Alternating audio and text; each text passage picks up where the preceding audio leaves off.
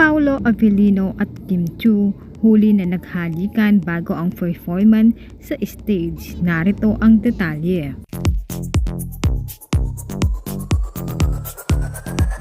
Dinumog ng maraming tao sina Kim Chiu at Paolo Avellino sa Cebu.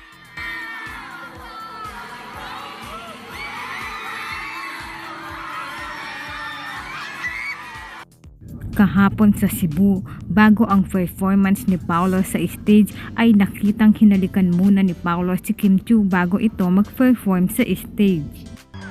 Grabe na talaga ang kiligan kina Kim Chiu at Paolo Avellino dahil wala nang tago-tago pa ang relasyon ng dalawa.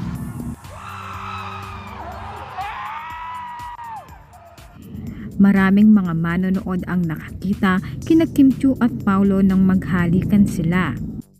Sobrang nakakakilig din ang kaganapan na habang nagpapapicture si Kim Chiu at Paolo sa isang upuan ay sinabi ni Paolo kay Kim na bakit hindi na lang kumandong si Kim sa kanya. Napasigaw naman si Kim sa sobrang kilig.